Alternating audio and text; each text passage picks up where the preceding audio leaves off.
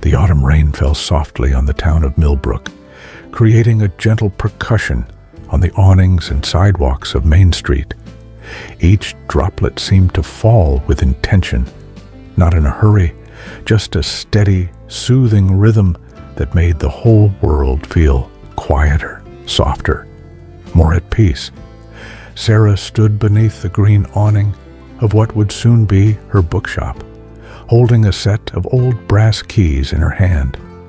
They were heavy, substantial, warm from being clutched in her palm during the walk from the lawyer's office. The keys to Henderson's Books, the store that had been in her family for 3 generations, now passing to her through her grandmother's will. She had not expected this, had not imagined in all her years of working in the busy publishing houses of New York City that she would one day return to this small Connecticut town, to this narrow storefront with its tall windows and creaking wooden floors. But here she was, at 38 years old, standing in the rain, with her life about to change direction entirely. The key turned smoothly in the lock, as if it had been waiting for her. The door opened with a familiar sound, a soft chime of bells, the same bells that had hung there since 1952, when her great-grandfather had first opened the shop. Sarah stepped inside, and the smell enveloped her immediately. Old paper, wood polish, the faint scent of vanilla from the candles her grandmother had always kept on the front counter. Everything was still. Dust motes floated in the gray light from the windows. Rows and rows of books lined the walls, climbing up to the high ceiling, their spines creating a tapestry of colors and textures. Sarah set her bag down slowly and simply stood there, listening to the rain outside, feeling the peace of the space settle around her like a soft blanket. This was different from the noise and rush of the city. Here, there was time to breathe, time to notice the way the light fell across the old oriental rug, worn soft by decades of footsteps. Time to see how the books seemed to lean toward each other on the shelves, like old friends, keeping each other company. Sarah walked slowly between the shelves, trailing her fingers along the spines. Fiction, poetry, history, travel. Her grandmother had organized them in a way that made sense only if you understood how stories spoke to each other, how a book of poetry might sit next to a novel because they shared the same spirit, the same quiet understanding of what it meant to be human. In the back of the shop, beyond the main room, was the small office where her grandmother had done the bookkeeping, written letters to customers, wrapped special orders in brown paper and string. Sarah opened the door gently. The desk was still there, papers neatly stacked, a fountain pen lying beside them, as if her grandmother might return at any moment. On the wall hung photographs. Sarah's great-grandfather standing proudly in front of the shop on opening day, wearing a suit and a hopeful smile. Her grandfather, years later, behind the same counter, older, but with the same kind eyes. Her grandmother, surrounded by children at story time, a book open in her lap, her face animated with the joy of sharing a tale. And there, in the corner of one photograph, a young Sarah, perhaps 7 years old, sitting cross-legged on the floor with a book, completely absorbed, unaware the picture was being taken. She had spent so many afternoons here, lost in stories while her grandmother worked. This place had been her sanctuary, her escape, her first understanding that the world was larger and more magical than it appeared. Sarah sat down in the old desk chair. It still fit her grandmother's shape, the cushion worn in a particular way, and looked out through the office door at the shop beyond. The rain continued its gentle drumming on the roof. Somewhere in the building, an old pipe creaked and settled. The shop breathed around her, alive in its quiet way. On the desk, she noticed an envelope with her name on it, in her grandmother's careful handwriting. Sarah picked it up slowly, turned it over, broke the seal. Inside was a letter written on the same cream-colored stationery her grandmother had always used. "My dearest Sarah," it began. "If you're reading this, then you've come home. I hoped you would. Not because I want to take you away from your life in the city, but because I think you might be ready for something different, something slower, something that feeds a different part of your soul. This shop has been my life's great love, other than family.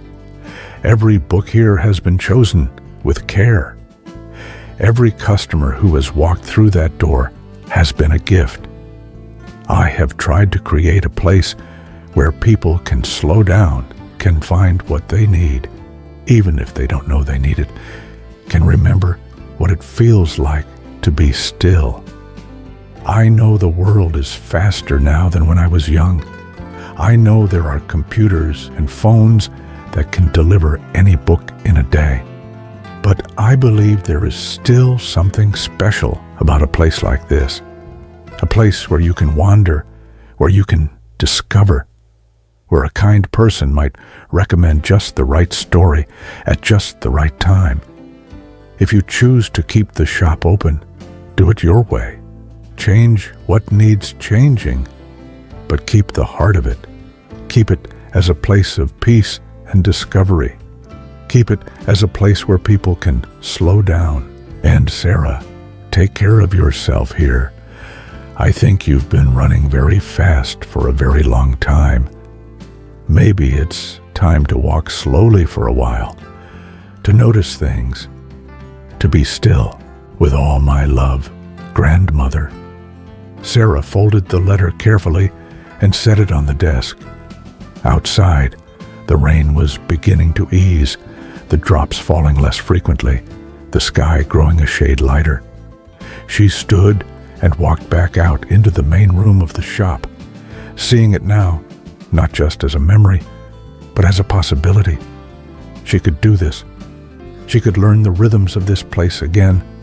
She could be the keeper of this sanctuary, this quiet refuge in a busy world. The afternoon stretched ahead of her, soft and unhurried. There was no rush. There was only the gentle sound of rain, the peaceful presence of thousands of stories, and the feeling that she had, perhaps, found her way home. 3 weeks had passed in a gentle blur of preparation. Sarah had cleaned every shelf, dusted every book, polished the old wooden counter until it gleamed with a soft luster. She had sorted through her grandmother's papers, understanding the finances, learning which distributors and publishers her grandmother had worked with, discovering the regular customers who had standing orders and special requests. The town of Millbrook had welcomed her back quietly. The baker next door, Mrs. Chen, had brought her fresh bread. The man who ran the hardware store across the street, Tom, had helped her fix the lock on the back door. The librarian, Dorothy, had stopped by to share stories about Sarah's grandmother and to express her hope that the bookshop would stay open. Everyone moved at a different pace here. Conversations were not rushed. People asked how you were and actually waited for the answer. There was time for stories, time for laughter, time to simply stand on the sidewalk and comment on the weather or the changing leaves or the way the light fell across the town green. Sarah had decided on a soft reopening. No grand celebration, no advertisements, just a sign in the window, Henderson's Books, open again. She would unlock the door at 9 in the morning and see who came. That first morning arrived with a crisp October clarity. The sky was a deep, peaceful blue, and the maple trees that lined the street were in full autumn glory, gold and orange and deep red, their leaves drifting down slowly, carpeting the sidewalks in color. Sarah arrived at the shop early, while the street was still quiet, while the world was still waking up. She made coffee in the small kitchenette in the back, the smell filling the shop with warmth and welcome. She turned on the lamps. Her grandmother had preferred soft lamplight to harsh overhead fixtures, and their glow made the shop feel cozy, intimate, like a living room where everyone was invited to settle in and stay a while. At exactly 9 o'clock, Sarah unlocked the door and turned the sign to open. Then she waited. For a while, nothing happened. The street outside remained peaceful. A few cars passed. A woman walked by with a dog. Sarah didn't mind. She took the time to rearrange a display near the window, organizing a collection of books about autumn, poetry, essays, novels set in fall, cookbooks featuring harvest recipes. She worked slowly, thoughtfully, making sure each book was positioned just right. At 9:30, the bells above the door chimed softly. Sarah looked up to see an elderly man entering, moving carefully with a cane, his face lighting up as he looked around. "Oh my," he said softly. "Oh my, it's just the same. Just exactly the same." Sarah smiled and approached him gently. "Welcome. I'm Sarah Henderson." The man's eyes filled with tears. "I'm William. I've been coming to this shop for 40 years. Your grandmother. She was a remarkable woman. I was so worried the shop would close, that it would become something else, that I'd never be able to come here again." "It's not closing," Sarah said softly. "I'm going to keep it going." William nodded, overcome for a moment. Then he cleared his throat and said, "Your grandmother always saved the new mystery novels for me. She knew I liked them." "Then I'll do the same," Sarah said. "I just got a shipment yesterday. Let me show you." She led William to the mystery section, walking at his pace, not hurrying. She showed him the new arrivals, and his face showed such pure joy as he examined each one that Sarah felt her own heart warm. This was why the shop mattered. This was what her grandmother had understood. William selected 2 books, and Sarah wrapped them carefully in brown paper, tying them with string, just as her grandmother had done. When he left, he moved a little lighter, the books tucked under his arm like treasures. Throughout the morning, more people came. Some were old customers, returning hopefully to see if the shop had truly reopened. Others were new, people who had moved to Millbrook recently and were delighted to discover a real bookshop, not a chain store, but a place with character and history and care. Sarah found herself falling into the rhythm of it naturally. She helped people find what they were looking for. She made recommendations. She listened to what they needed. Sometimes a specific book, sometimes just a book that would make them feel a certain way, give them comfort or inspiration or escape. An anxious young mother came in looking for children's books for her daughter who was struggling to sleep. Sarah led her to the picture books and pulled out 3 titles with soft illustrations and gentle stories, books that had a peaceful, dreamy quality. The woman's face showed such relief and gratitude that Sarah understood she wasn't just selling books. She was helping people solve small but important problems in their lives. A teenager came in, looking awkward and uncertain, finally admitting he needed to read a classic for school, but didn't know where to start. Sarah talked with him about what he liked: action movies, video games, stories with adventure. She handed him Treasure Island and watched his face change as he read the first page, suddenly hooked. He bought it immediately. An older woman came in looking for something to give her husband, who was recovering from surgery and needed distraction. Sarah recommended a collection of humorous essays, something light but intelligent. The woman smiled with relief. That's perfect. That's exactly right.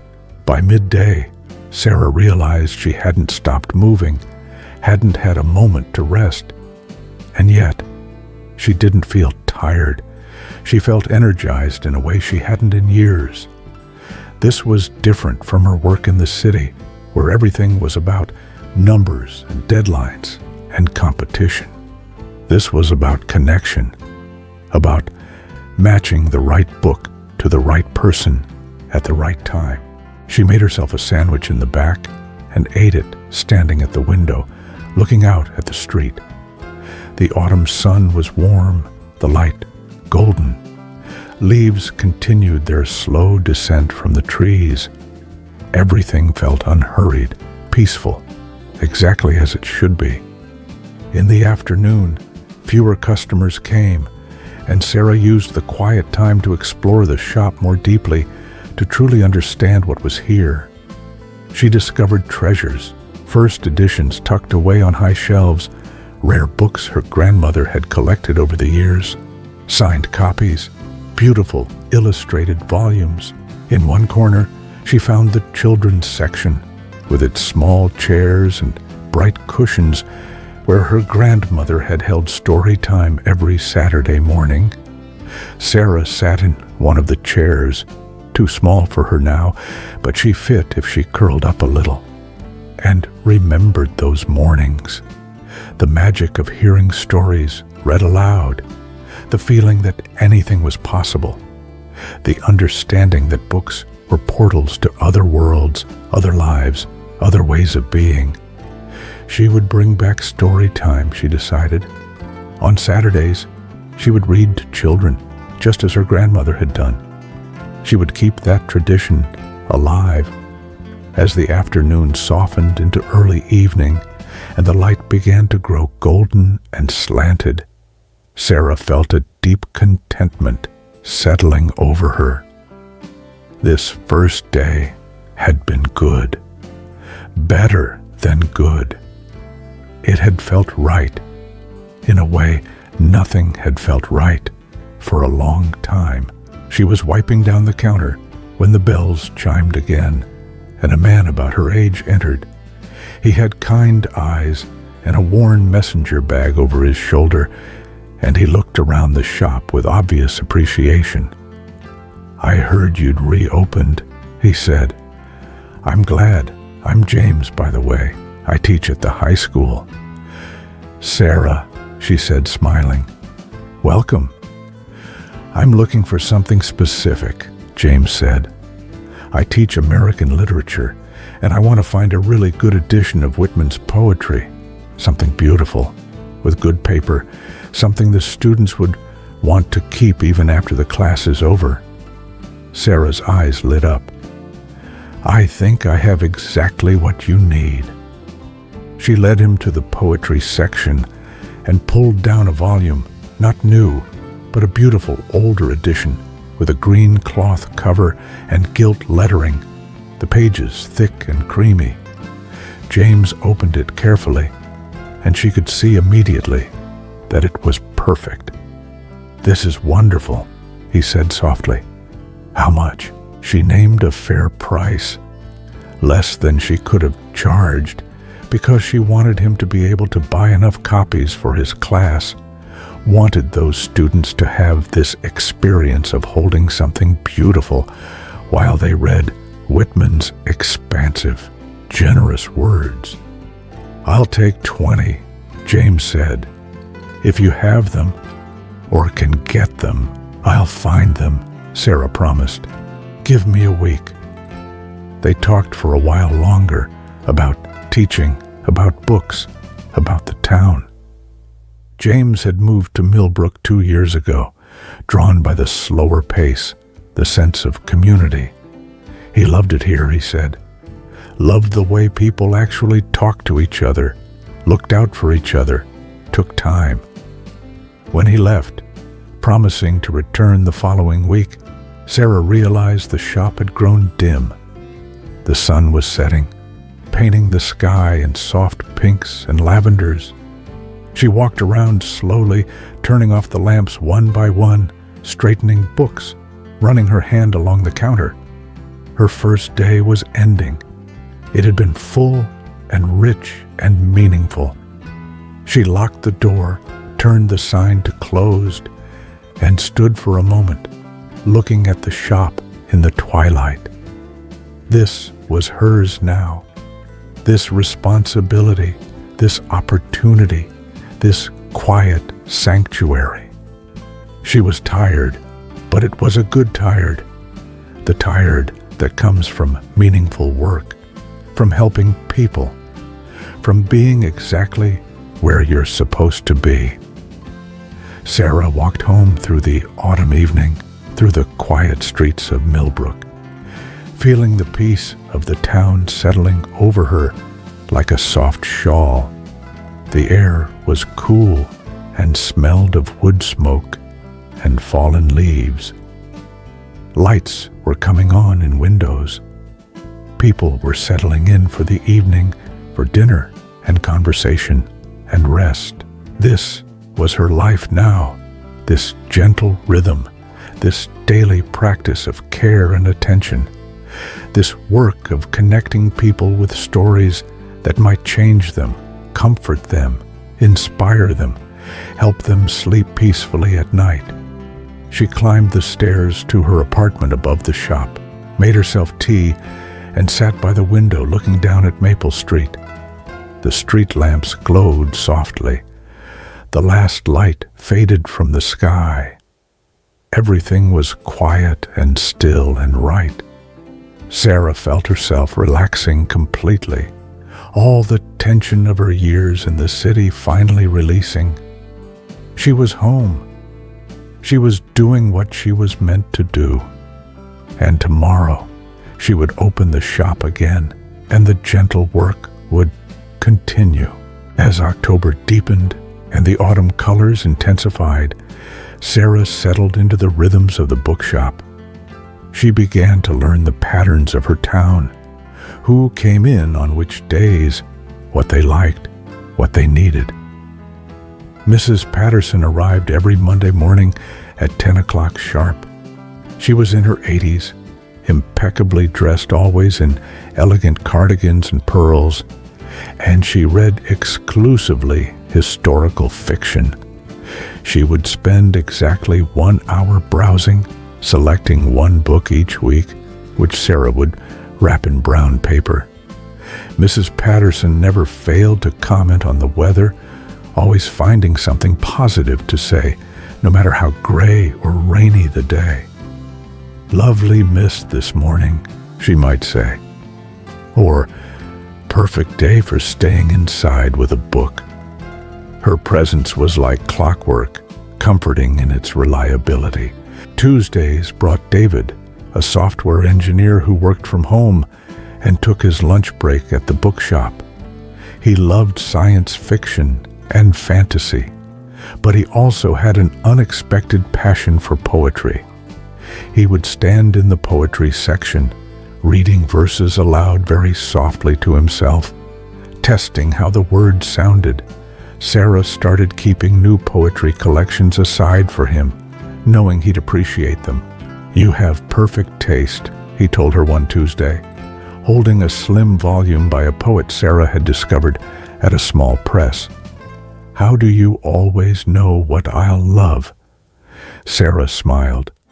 "My grandmother taught me. You listen to people. You watch what they respond to. Then you can help them find the next thing that will speak to them. Wednesday afternoons belonged to the book club that met in the shop's back room. 6 women, all in their 50s and 60s, who had been meeting for over a decade. They were loud and funny and passionate about their books, and their laughter filled the shop with warmth. Sarah provided coffee and cookies, and in return, they included her in their discussions when she could slip away from the counter. They read everything: literary fiction, mysteries, memoirs, even graphic novels. Sarah loved how open they were, how willing to try anything, how they pushed each other to read outside their comfort zones. They argued and agreed, and sometimes disagreed so vehemently that Sarah worried they might be angry. But they always left as friends, already planning next month's selection. Thursdays were quieter. An artist named Elena would come in mid-morning and spend 2 hours sketching in the shop, capturing the play of light through the windows, the way books created shadows and angles, the occasional customer browsing. She always asked permission, and Sarah always said yes. Elena's presence was peaceful, contemplative. Sometimes they would talk about beauty, how to find it, how to create it, how to recognize it in ordinary moments. Friday afternoons brought families, parents with young children released from the pressure of the school week, looking for weekend reading. Sarah had reorganized the children's section, creating a more inviting space with a small rug, cushions, and a cozy reading nook. Children would sprawl on the floor, flipping through picture books, while their parents browsed nearby. Sarah had restarted Saturday morning story time, and it had quickly become one of the highlights of her week. She would choose books carefully, always a mix of old classics and new discoveries, stories with beautiful language and meaningful themes. The children would gather in a semicircle, their faces upturned and attentive, and Sarah would read with expression and feeling, bringing the stories to life. The parents would sit in the back, ostensibly supervising, but Sarah noticed they were listening too, transported back to their own childhoods, remembering what it felt like to be lost in a story. After story time, families would select books to take home, and the shop would be full of chatter and excitement. Sundays, the shop was closed. Sarah had decided this deliberately. Everyone needed a day of rest, a day away from work, a day to simply be. She used Sundays to read, not for the shop, but for herself. She would make a large pot of tea, curl up in her apartment, and lose herself in whatever book called to her that week. These reading Sundays restored her, reminded her why she loved books, gave her the energy to open the shop again on Monday. But there was one customer who didn't follow any pattern, who came at unexpected times, and who had begun to occupy Sarah's thoughts more than she wanted to admit. James, the high school teacher, would appear at odd hours, late afternoon on a Tuesday, early morning on a Thursday, during his lunch break on Friday. He always had a reason. He needed a specific book for his class. He wanted to see if a new novel had arrived. He was looking for something for his grandmother's birthday. But Sarah had started to suspect that possibly he was finding reasons to come by.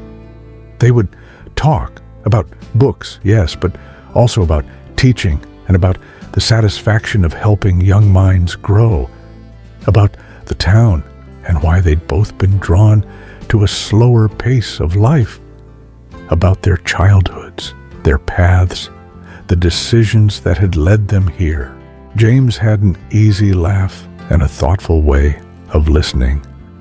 He would lean against the counter, completely focused on what Sarah was saying, asking questions that showed he was truly interested, not just being polite. And Sarah found herself watching for him, noticing when several days passed without a visit, feeling a small lift in her chest when the bells chimed and she looked up to see him entering. One rainy afternoon in late October, James came in looking troubled. The shop was empty except for Elena, who was sketching near the window, lost in her own world. "Hey," Sarah said softly. "You okay?" James sighed and ran a hand through his hair. "I have a student who's really struggling. Smart kid, loves to read, but he's dealing with a lot at home. His parents are divorcing. He's angry and sad and acting out. I want to find him a book, something that might help, but I don't know what." Sarah thought for a moment. "How old?" 15. "Come with me." She led James to the young adult section and pulled down a novel about a boy whose family was falling apart, but who found solace in art and friendship. It was honest about pain, but ultimately hopeful. It acknowledged that life could be hard, but showed that people could survive, could find meaning even in difficulty. "Try this," Sarah said, handing it to James. "It's not preachy. It doesn't pretend everything will be fine, but it shows that there's a way through." James read the first page, then the second. His expression softened. "This is perfect. Thank you." "No charge," Sarah said. "For your student." James looked at her, something warm and grateful in his eyes. "You're really good at this, at finding exactly what people need." Sarah felt herself blush. "It's what the shop is for, what my grandmother always said. Books at the right time can change everything." They stood there for a moment, the rain pattering on the windows, the shop warm and quiet around them. Elena's pencil scratched softly on paper. The old building creaked gently, settling. "Would you—" James started, then paused. "Would you want to have coffee sometime? Not here. Actually, go somewhere. Sit down. Talk without interruptions." Sarah's heart beat a little faster.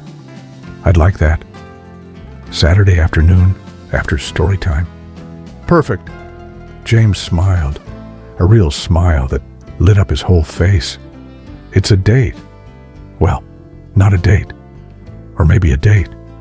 Is it a date?" Sarah laughed. "Let's say it's coffee and see what happens." After James left, Sarah felt a flutter of something she hadn't felt in years.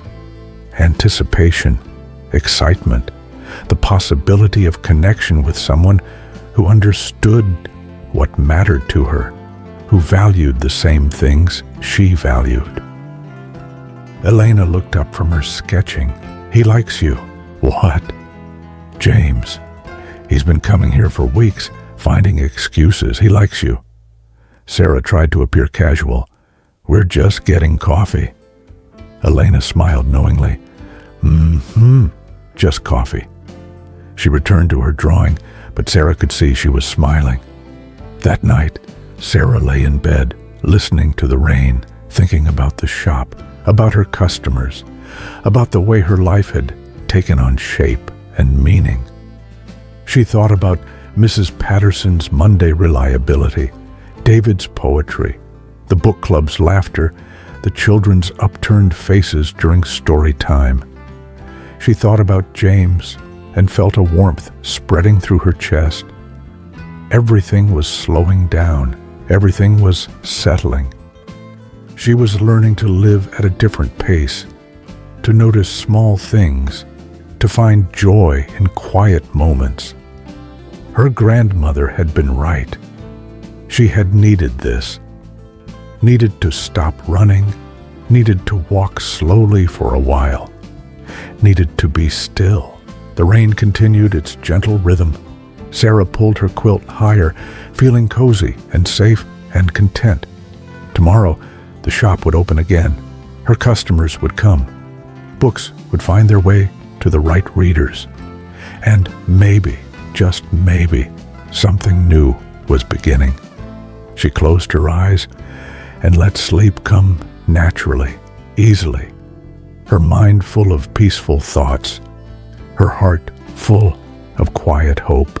Saturday arrived with a crisp brightness that made everything look sharper, clearer. The maple trees were at their peak, their leaves brilliant against the blue sky. Sarah woke early, feeling a flutter of nerves and excitement that she tried to downplay. It was just coffee, just a conversation. Nothing to be anxious about. Story time that morning was particularly wonderful. She read 3 books about autumn. One about a squirrel preparing for winter, one about leaves changing colors, and one about the harvest moon. The children were engaged and quiet, their eyes wide, as she turned the pages and showed them the illustrations. Afterward, a little girl about 5 years old came up to her shyly. "Will you read more stories next week?" "Every Saturday," Sarah promised. "You can come every Saturday if you'd like." The girl's face lit up with pure joy, and Sarah felt that familiar, warm satisfaction, the knowledge that she was creating something meaningful, giving these children what books had given her. After the families left, Sarah had 2 hours before she was supposed to meet James. She tidied the shop, rearranged a few displays, then went upstairs to change. She spent an embarrassingly long time choosing an outfit. Not too dressy, but nice. Casual, but put together. She finally settled on jeans and a soft gray sweater, simple but comfortable.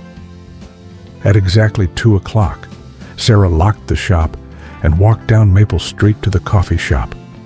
It was called The Daily Grind, and it occupied a corner spot with large windows and a relaxed, welcoming atmosphere. The smell of coffee and fresh pastries drifted out into the street.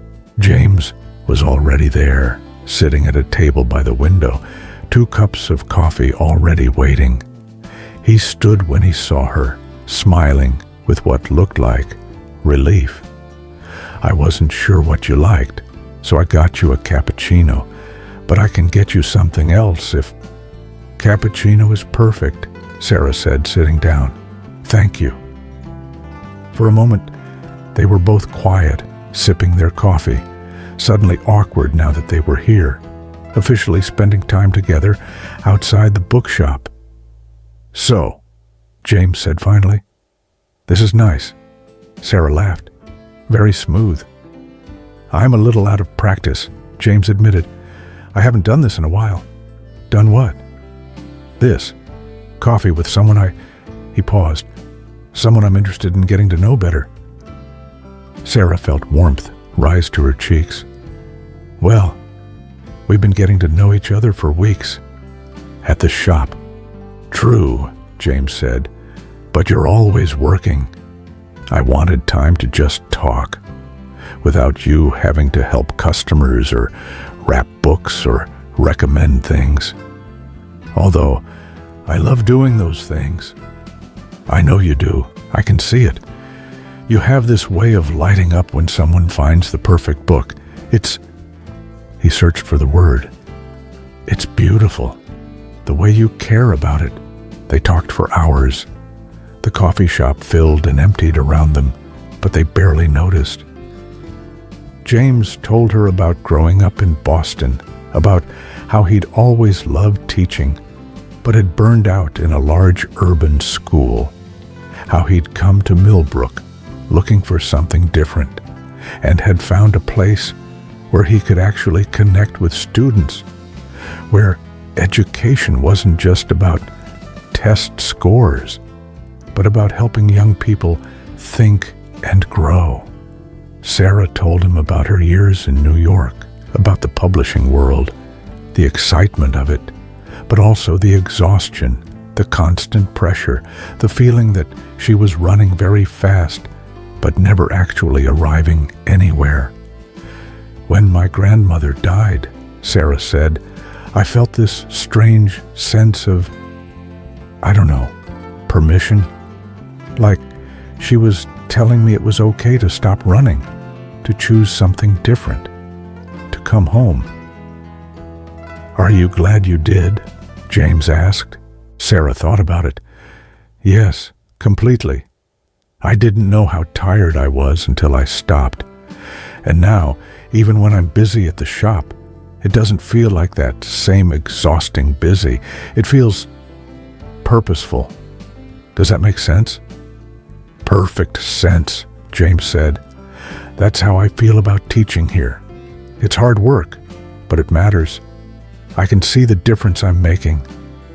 They talked about books they loved, movies they'd seen, places they wanted to travel.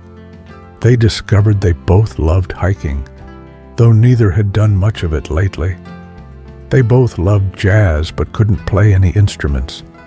They both preferred autumn to any other season, loved the smell of wood smoke and the sound of leaves crunching underfoot. The conversation flowed easily, naturally, punctuated by laughter and comfortable silences. Outside the window, the afternoon light grew golden, then amber, then that deep blue that comes just before sunset. Finally, James looked at his watch and his eyes widened. It's almost 6. We've been here for 4 hours. 4 hours? Sarah couldn't believe it. It had felt like maybe an hour at most. I should let you go, James said, though he sounded reluctant. But I'd really like to do this again. Maybe not at a coffee shop. Maybe we could actually get dinner? I'd like that, Sarah said. They walked out into the early evening together. The air had grown cooler, and Sarah wrapped her sweater more tightly around herself. The street lamps were just coming on, casting pools of warm light on the sidewalks. Can I walk you back to the shop? James asked. Sure. They walked slowly, not in any hurry, their shoulders occasionally brushing. They talked more, about nothing important now, just easy conversation about the town, people they knew, small observations about the evening. When they reached the bookshop, they stood outside for a moment. The shop was dark, but the windows reflected the street lamps and the last of the sunset. Thank you for today, James said. I had a really good time. Me too. How about dinner next Friday? There's a new Italian place in the next town over. I've heard it's good. Friday works perfectly. James smiled, and Sarah could see he was as happy as she felt. Great. I'll pick you up at 7. Perfect. He reached out and gently squeezed her hand. See you before then, I'm sure. I'll probably need to come by the shop for some urgent book-related reason. Sarah laughed. You do that. She watched him walk away down the street, his hands in his pockets, turning once to wave before disappearing around a corner. Then she unlocked the shop and went inside, feeling like she was floating. The shop was quiet and dark, familiar and comforting. Sarah stood in the middle of it, hugging herself, smiling like a teenager. She felt alive in a way she hadn't in years, not just because of James, though that was part of it, but because her whole life felt right. The shop, the town, the pace of her days, and now this, the possibility of connection, of romance, of sharing her life with someone who understood her. She went upstairs to her apartment and made herself dinner, pasta with vegetables, simple and satisfying. She ate slowly, savoring each bite, looking out her window at the street below. People were out walking, enjoying the evening. She could hear distant laughter, the sound of music from somewhere, the ordinary sounds of life happening. After dinner, Sarah curled up on her couch with a book, not one for the shop, but one purely for pleasure, a novel she'd been saving. But she found herself reading the same page over and over, unable to concentrate, her mind drifting back to the afternoon, to the conversation, to James's smile, to the way he'd looked at her. Finally, she set the book aside and simply sat, letting herself feel happy, letting herself be excited, letting herself imagine what might be possible. Outside, the night deepened. Stars appeared in the clear sky. The town grew quieter as people settled in for the evening. And Sarah felt a deep, abiding peace. She was exactly where she was supposed to be, doing exactly what she was meant to do. And now, maybe, finding someone to share it with. She eventually went to bed, sliding under her soft quilt, her room lit only by the moon and street lamps outside. She felt that pleasant tiredness that comes after a good day, after meaningful conversations, after laughter and connection and hope. Tomorrow was Sunday, her day of rest. She would sleep late, make a big breakfast, spend the day reading. And then, Monday the shop would open again, and the gentle rhythm would continue. Sarah closed her eyes, feeling grateful. For the shop, for her grandmother's wisdom, for this town and these people, for second chances and new beginnings, for the possibility of love finding her when she'd stopped looking for it. Sleep came easily, naturally, carrying her into dreams that were warm and peaceful and full of promise. The days grew shorter as November arrived, bringing with it a particular quality of light, softer, more golden, precious somehow, because you knew it wouldn't last. The trees had mostly dropped their leaves now, creating thick carpets of russet and gold that crunched satisfyingly underfoot.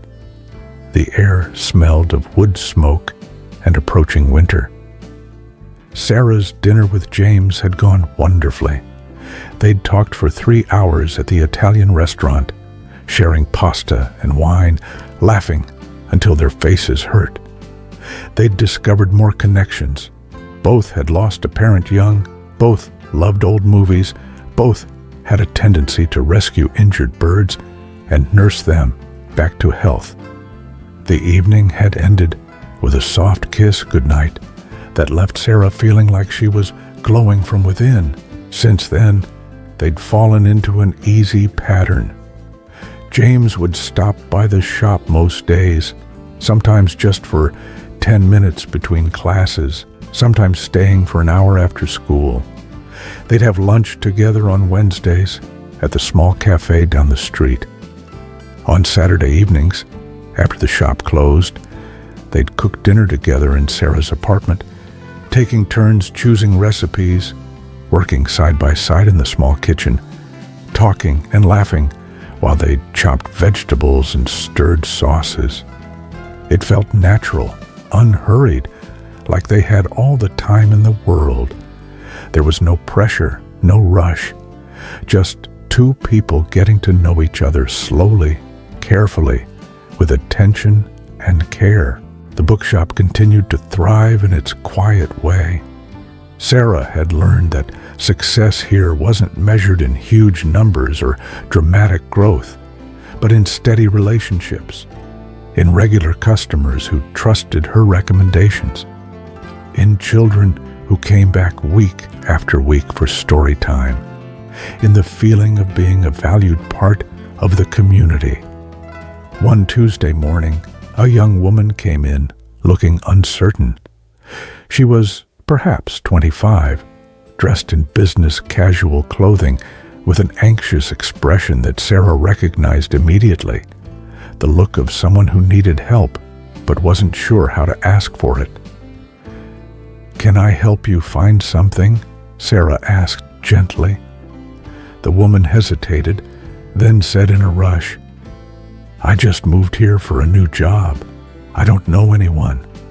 I'm in a new apartment by myself, and at night it's so quiet, and I can't sleep because I keep thinking about everything that could go wrong, and I need something to read, something that will help me calm down." Sarah's heart went out to her. She remembered that feeling, the anxiety of starting over, of being alone in a new place, of nights that felt too long and too silent. "I have just the thing," Sarah said. "Follow me." She led the young woman through the shop, selecting books carefully, a collection of gentle essays about finding peace in everyday moments, a novel set in a small town where nothing terrible happened, just ordinary life lived with kindness, a book of poetry that celebrated the simple things: morning coffee, rain on windows, the first star of evening. "These aren't about solving all your problems," Sarah explained. "They're just company. They're voices that keep you from feeling so alone. They remind you that anxiety is normal, that starting over is hard but possible, that you're going to be okay." The young woman's eyes filled with tears. "Thank you. That's exactly what I needed." "What's your name?" Sarah asked. "Emily. Emily, you're going to be fine in Millbrook. It's a good town. People are kind here. Give it a little time." Emily bought all 3 books, and as Sarah wrapped them, she added a small bookmark with the shop's information. If you need more recommendations, or if you just want to come in and browse, you're always welcome. Sometimes it helps to be around books and people, even if you're not buying anything. "Thank you," Emily whispered. "Really." After Emily left, Sarah felt that familiar satisfaction. This was why the shop mattered, not just for selling books, but for providing sanctuary, for offering comfort, for helping people through difficult transitions. That afternoon, Mrs. Patterson came in for her weekly visit. She was moving more slowly than usual, leaning heavily on her cane, and Sarah noticed the effort it took for her to browse the shelves. "Mrs. Patterson, would you like to sit down? I can bring you some books to look at." The elderly woman's face showed relief. "Oh, would you? My legs aren't what they used to be." Sarah settled Mrs. Patterson in the comfortable reading chair near the window, then brought her a selection of new historical fiction. Mrs. Patterson examined each one carefully, reading the first pages, considering. "You know," Mrs. Patterson said suddenly, "I've been coming to this shop since your grandmother opened it. Well, since your great-grandfather, really. I was just a young woman then, newly married. I'd come in every week, and your great-grandfather would always have something new for me. Then your grandfather took over, and he continued the tradition. Then your grandmother. And now you." She looked up at Sarah with watery but kind eyes. "It's been a comfort all these years, knowing this place would be here, knowing someone would help me find the next story. I was so worried when your grandmother passed. Thought maybe that was the end of an era." "It's not ending," Sarah said softly. "I'm going to keep it going as long as I can." "Good," Mrs. Patterson said firmly. "The world needs places like this. Quiet places, kind places, places where people matter more than profits." After Mrs. Patterson left with her weekly selection, Sarah stood at the window watching the street. The afternoon light was fading earlier now, the shadows growing longer. A few people hurried past, bundled in coats and scarves, heading home from work or errands. The shop felt particularly cozy in the growing dusk. The lamps created pools of warm light. The books seemed to lean in closer, as if gathering for warmth. Sarah moved through the space, slowly straightening shelves, organizing displays, but mostly just being present, being still. She thought about what Mrs. Patterson had said. 4 generations now of her family running this shop, creating this space of quiet and care. It was a legacy, a trust passed down. Sarah felt the weight of it, but also the honor. She was part of something larger than herself, something that mattered. James arrived just before closing, bringing takeout Thai food. They'd planned to have dinner together, but he was early, and Sarah was glad to see him. "Thought you might not have had lunch," he said, holding up the bag. "Am I right?" Sarah realized she'd been so busy she'd completely forgotten to eat. "You know me too well already." They ate, sitting on the floor in the back room. The shop closed now, just the two of them in the lamplit space. The food was fragrant and delicious. Pad Thai and green curry shared between them with chopsticks and easy conversation. "How was your day?" James asked. Sarah told him about Emily, about her anxiety and loneliness, about how she'd tried to help, to give her not just books, but also reassurance, connection. "That's what you do," James said. "You see what people need, and you give it to them, not just books. Kindness, attention, care." "Is that so different from what you do?" Sarah asked. "With your students?" James considered. "I guess not. I guess we're both in the business of helping people, one person at a time." They finished eating and cleaned up, moving around each other comfortably in the small space. Then James pulled Sarah close, wrapping his arms around her, and they stood like that for a long moment, just holding each other in the quiet shop. "I'm really happy," James said softly. "I didn't expect this, didn't expect to meet someone like you, but I'm really, really happy." Sarah rested her head against his chest, listening to his heartbeat. "Me too." They went upstairs to Sarah's apartment, made tea, and settled on the couch together. James had brought a book he wanted to read aloud, a collection of short stories they'd both loved in college. He read while Sarah curled against him, listening to his voice, watching the steam rise from her tea, feeling completely content. Outside, the November night grew darker and colder, but inside, everything was warm and safe and peaceful. The shop below them held its thousands of stories. The street outside was quiet. The whole town was settling in for the evening, for dinner and rest and sleep. This was Sarah's life now. These quiet evenings, this gentle work, these connections with customers, with the community, with James. It was exactly what she'd needed, what she'd been searching for without knowing it. Later, after James had gone home and Sarah was alone again, she stood at her window looking down at Maple Street.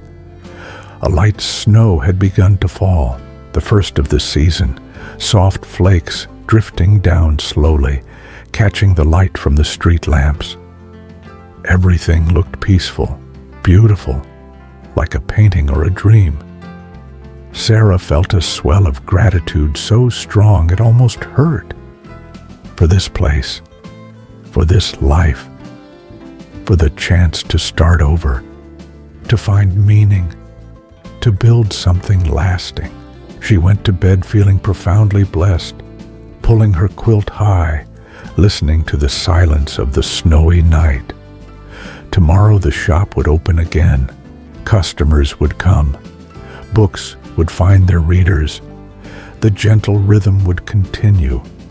And Sarah would be there, keeping the door open, the lights warm, the sanctuary available to anyone who needed it. Sleep came easily, as it always did now.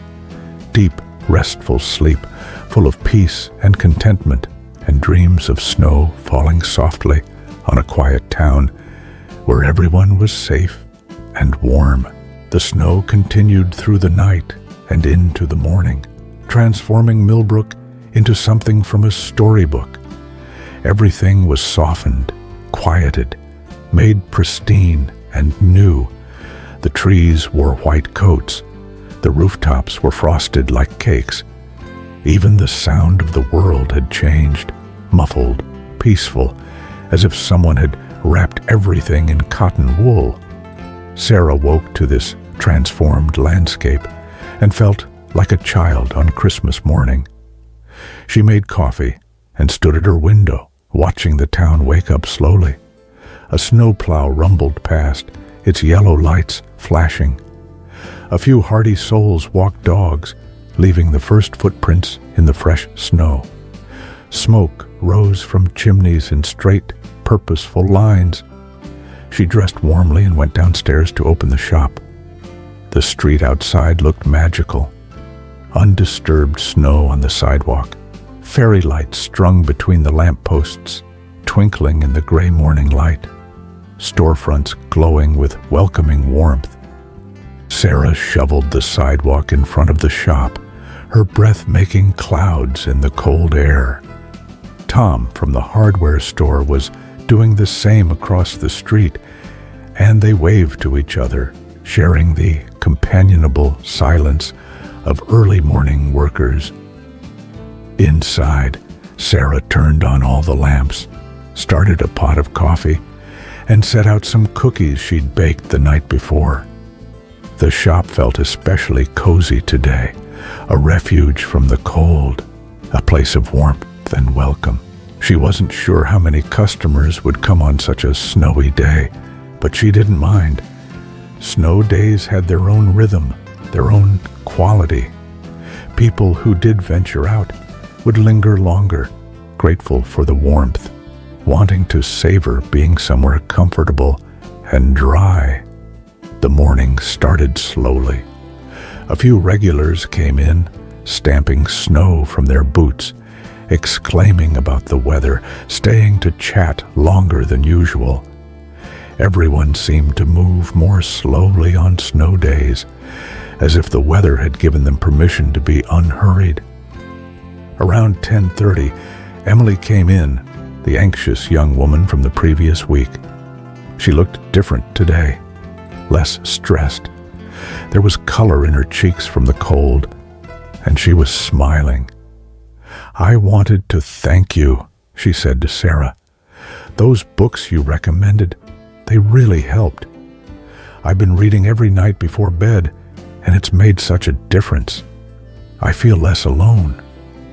"I'm so glad," Sarah said warmly. "How are you settling in?" "Better. I joined a yoga class. I've been exploring the town on weekends. It's starting to feel less scary and more like home." They talked for a while, and Emily mentioned she'd always loved bookshops, had dreamed of working in one. Sarah felt a sudden intuition. "How would you feel about working here?" she asked. "Just part-time, a few afternoons a week, and maybe helping with Saturday story time?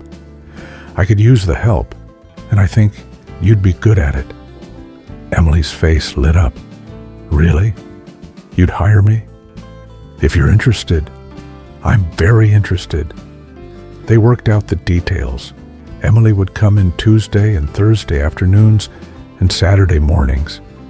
It would give Sarah more flexibility, more time to work on ordering and organizing, and more time to spend with James without feeling like she was neglecting the shop. But more than that, Sarah saw in Emily something of herself, someone who needed connection, purpose, a place to belong. The shop could provide that, had provided it for Sarah, could provide it for Emily too. After Emily left, practically floating with happiness, Sarah felt that she'd made the right decision. Her grandmother had always said the shop wasn't just about books. It was about people, about creating community, about giving people what they needed, whether that was a good story, a friendly face, or a purpose. The afternoon brought more snow, heavier now, the flakes fat and soft. The shop remained quiet, and Sarah used the time to work on her window display. She was creating a winter reading theme, books about snow, winter adventures, cozy mysteries perfect for cold nights, cookbooks featuring warm comfort food. She arranged the books carefully, adding some props, a knitted scarf, a steaming mug, empty, but it looked right, some pine branches she'd cut from the tree behind her building. It was creative work, satisfying work, making something beautiful that would catch people's attention and draw them in. She was on a step stool, reaching to position a book on the highest shelf of the display, when she heard the bells chime. She turned to see James entering, covered in snow, grinning. "Don't move," he said, pulling out his phone. "This is perfect." "What?" "You, in the window, surrounded by books, the snow falling outside. It's like something from a movie." He took a photo, then came to help her down from the step stool. "I thought you had to work today," Sarah said. "Snow day, school's closed. So I thought I'd come see if you needed help with anything." Sarah looked around the quiet shop. "It's pretty dead today. Want to just hang out?" "Nothing I'd rather do." They spent the afternoon together in the peaceful shop. James helped her finish the window display, offering suggestions, making her laugh. They made more coffee and ate the rest of the cookies. They browsed the shelves together, reading bits of books aloud to each other, sharing favorite passages. At one point, Sarah was up on the rolling ladder, retrieving a book from a high shelf, and James was steadying the ladder below. She looked down at him, and he looked up at her, and something passed between them, a moment of recognition, of rightness, this person, this place, this life. "What?" James asked, seeing her expression. "Nothing," Sarah said. "Just happy." Late in the afternoon, when it became clear no more customers would be coming, Sarah made an executive decision. "I'm closing early. Want to walk around town, see everything in the snow?" Perfect. They bundled up in coats and scarves and gloves, locked the shop, and stepped out into the snowy afternoon. The world was hushed and beautiful. The snow was still falling steadily, and there were only a few sets of footprints on the sidewalks. They had the town almost to themselves. They walked hand in hand down Maple Street, then through the town green, where the old gazebo wore a cap of snow, and the war memorial looked solemn and peaceful. They walked past the library, past the elementary school, past houses with glowing windows and smoking chimneys. They barely talked, just walked, breathing the cold air, feeling the snow on their faces, sharing the peace of the moment. Sometimes the best connection came not from words, but from shared silence, from simply being together in a beautiful moment. They ended up at the small park at the edge of town, where a frozen pond reflected the gray sky. A few children were skating, their laughter carrying across the ice. Parents stood at the edges, watching, calling out encouragement and warnings. Sarah and James sat on a bench, Sarah brushing off the snow first, and watched the skaters. The children were so joyful, so unself-conscious, spinning and falling and getting up again without embarrassment. "I want to bring my students here," James said, "for a field trip. Let them experience this. So many of them are glued to screens all the time. They need to remember what it's like to just play, to be outside, to feel the cold and the wind and the joy of moving. Do it, Sarah said. I bet they'd love it. They sat until the light began to fade and the cold seeped through their clothes. Then they walked back toward town, taking a different route this time, exploring side streets they'd never been down before. Every house seemed to tell a story. Here was one with Christmas lights already up, though it wasn't even Thanksgiving yet. Here was one with a beautiful wreath on the door. Here was one where an elderly couple sat in their living room, visible through the window, reading side by side in matching armchairs. That's going to be us someday, James said, nodding toward the couple. Sarah felt a flutter in her chest. Yeah, growing old together, still reading, still content. It was the first time either of them had mentioned the future explicitly, had acknowledged that this thing between them was serious, was lasting, was heading somewhere permanent. Sarah squeezed his hand, and he squeezed back, and no more words were needed. They ended up back at Sarah's apartment. She made hot chocolate, real hot chocolate, with cocoa and milk and sugar, topped with whipped cream. They changed into dry clothes. James kept some things at her place now, and curled up together on the couch under a blanket. Through the window, they could see the snow still falling, the street lamps creating cones of light in the darkness. The radiator clanked and hissed, providing warmth and white noise. Everything felt perfect, balanced, exactly as it should be. I love you, James said suddenly. Sarah turned to look at him. His expression was open, vulnerable, sincere. I know it might be too soon to say it, he continued, but I do. I love you. I love who you are. I love what you've created with the shop. I love how you care about people. I love being with you. I just love you. Sarah felt tears prick her eyes. Happy tears. I love you too. I was afraid to say it first, but I do. I really do. They kissed, sweet and tender, the hot chocolate forgotten for the moment. When they pulled apart, both were smiling, a little teary, overwhelmingly happy. The evening stretched ahead full of promise. They would make dinner together. They would read. They would talk about the future, carefully, tentatively, but with growing certainty. They would fall asleep together, warm and safe, while the snow continued outside and the town slept peacefully under its white blanket. For Sarah, it felt like the final piece clicking into place. She had the shop. She had the community. She had purpose and meaning in her work. And now she had love. Real, genuine, grown-up love with someone who understood her, who shared her values, who wanted to build a life at the same pace she wanted to live it. Everything had slowed down. Everything had softened. Everything had become exactly what it needed to be. Later, lying in bed with James beside her, his breathing deep and steady as he slept, Sarah looked out at the snowy night. The storm had passed, and now stars were visible between the clouds.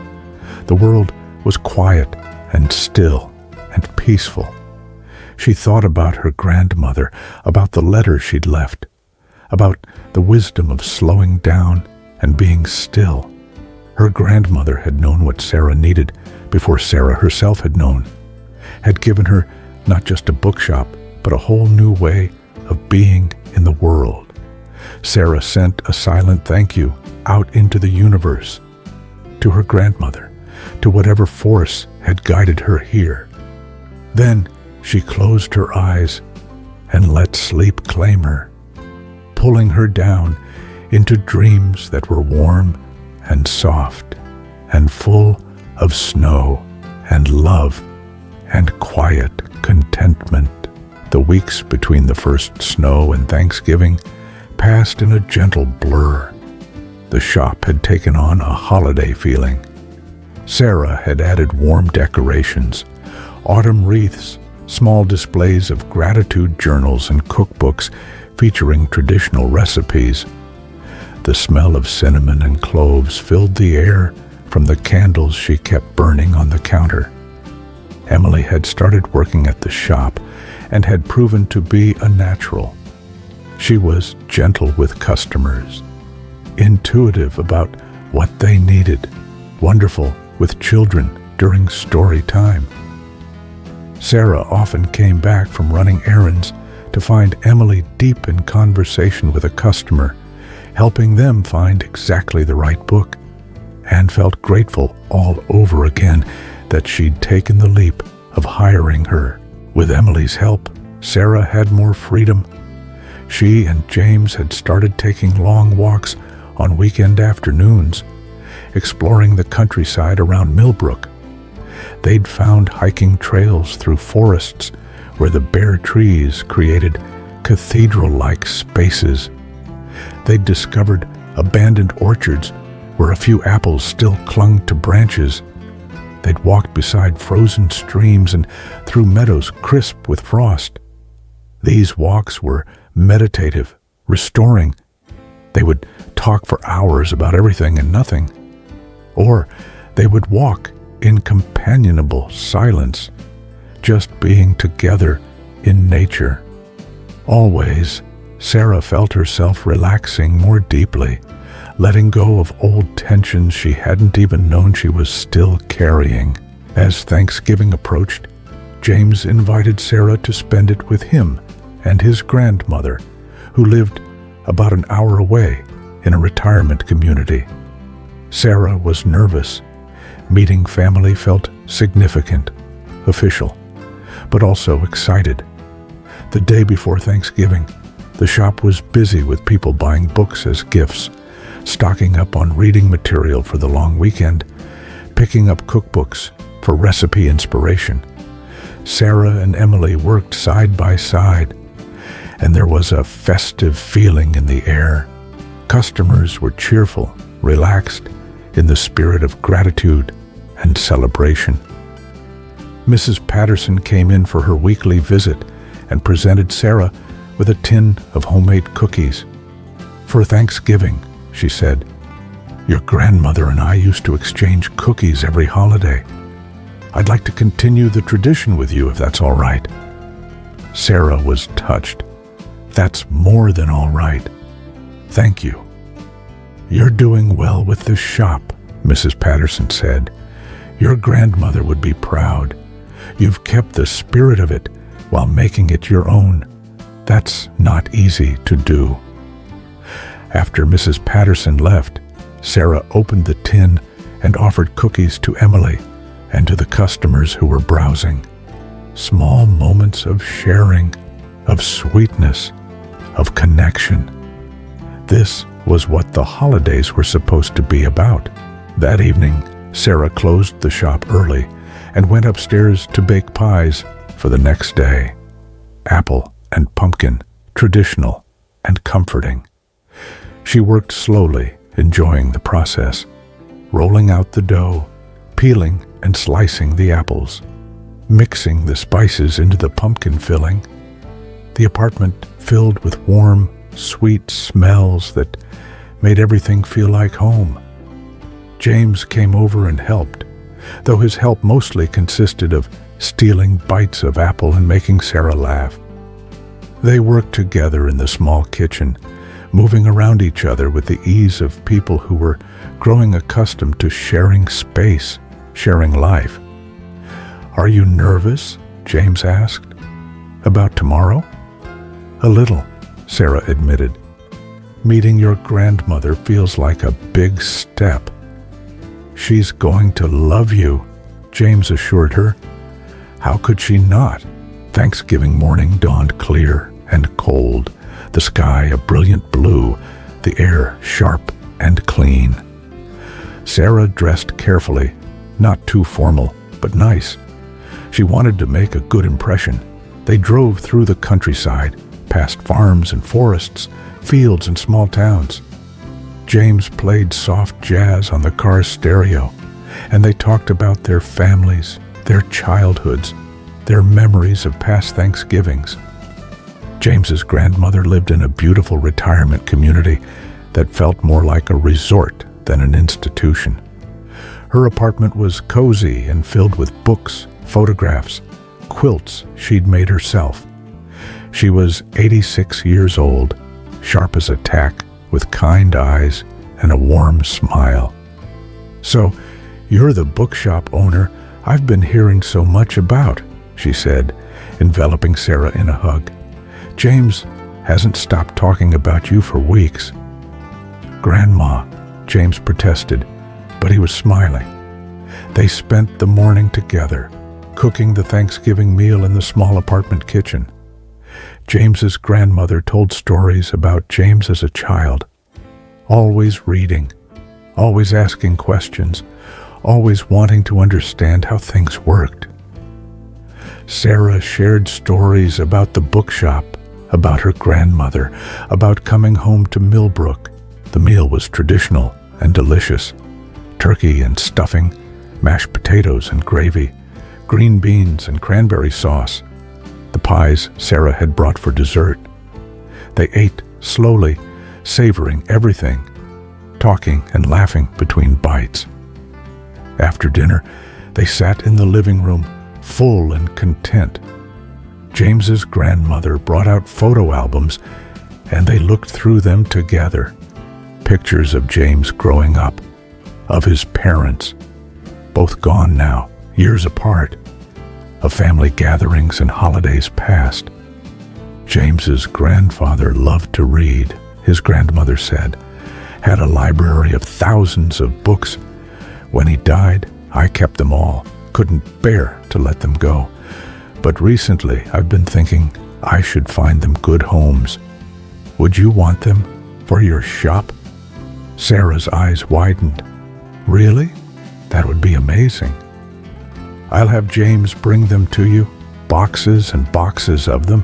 Good books, classics mostly, but some first editions, some rare volumes. I think your grandmother would have appreciated them. And I like the idea of them being in your shop, being read again, finding new people to love them. Sarah felt tears threaten. Thank you. That means so much. As the afternoon wore into evening, they said their goodbyes. James's grandmother hugged Sarah tightly. You're good for him, she whispered. I can see it. You make him happy.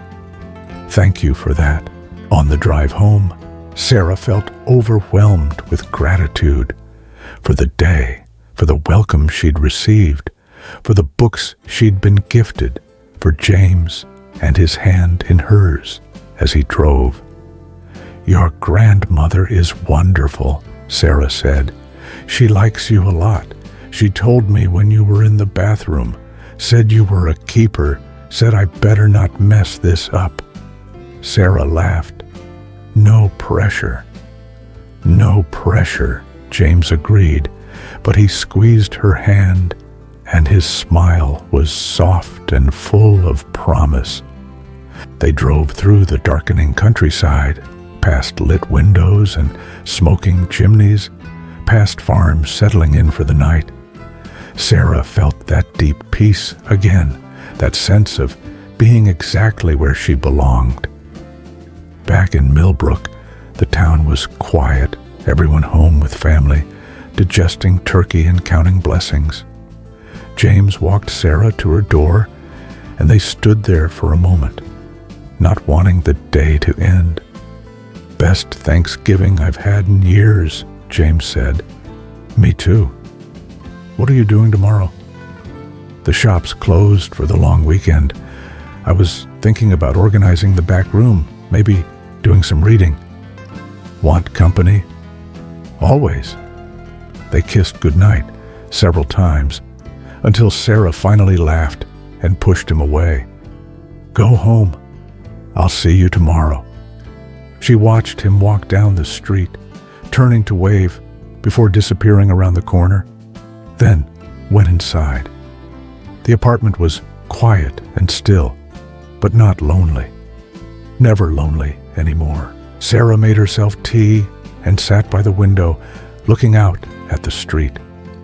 She thought about all she had to be grateful for: the shop, the community, Emily's friendship, Mrs. Patterson's cookies, James's grandmother's kindness, the boxes of books that would soon arrive, and James himself, steady, kind, loving James, who had somehow become essential to her happiness.